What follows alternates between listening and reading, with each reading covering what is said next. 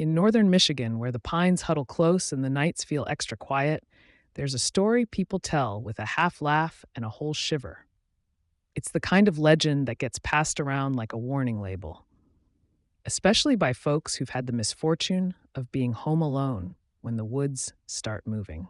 Bigfoot's reputation, Hallmark style around town, Bigfoot Hallmark is less a shop and more a saying, because everyone swears the real card Bigfoot leaves behind is the one you smell before you ever see him. People laugh about it until their laugh catches in their throat. They say the first sign isn't footprints, it's the air. One minute you're alone in the kitchen, the porch light is just a porch light, and the windows are clean enough to see your own nervous reflection. The next minute, that unmistakable stink rolls in like a wave. Dumpster floor nastiness, fish guts, and something so rotten it makes your stomach forget it was ever brave. And that's when you know Bigfoot is near.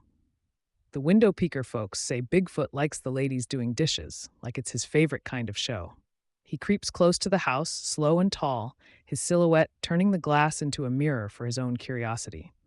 When he peers in, the room behind you looks normal, but the smell tells a different story. The odor swells, thick, humiliating, unstoppable, like the woods themselves are trying to warn you. Then it happens. The window starts to fog. The pane shifts under a careful, clumsy press.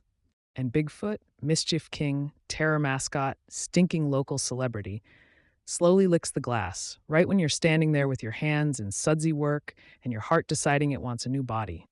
The dishes clink once, then there's nothing but the hum of fear and that grin of a silence that says he's still there. The prank that visits your porch. Some people claim he's just playful. Others say he's mean in a way that's almost artistic.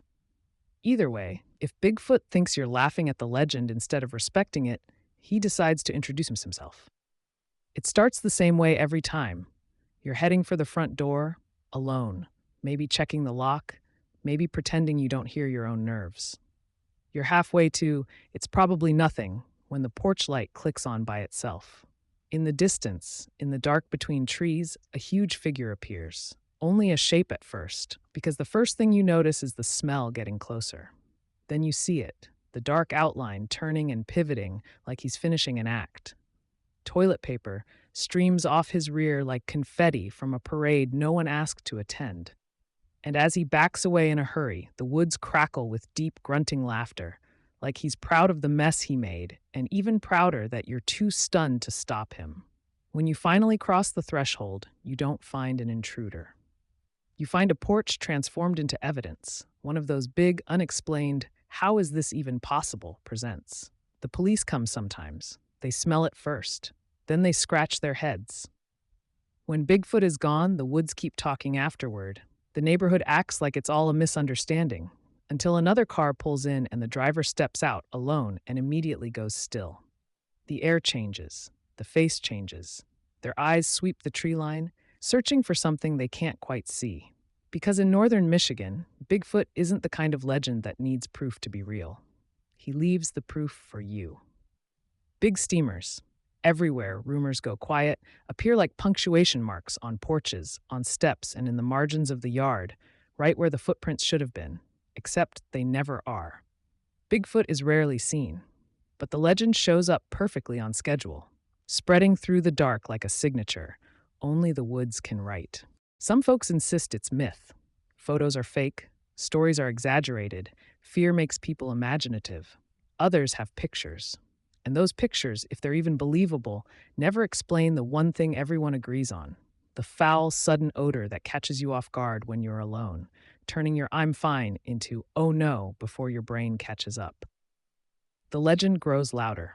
By morning, people talk in clusters. Who heard the laughing? Who saw the porch light blink on? Who remembers toilet paper streaming like a cruel punchline? Kids dare each other to stay outside for just a minute. Adults pretend they don't get nervous, then lock the door twice.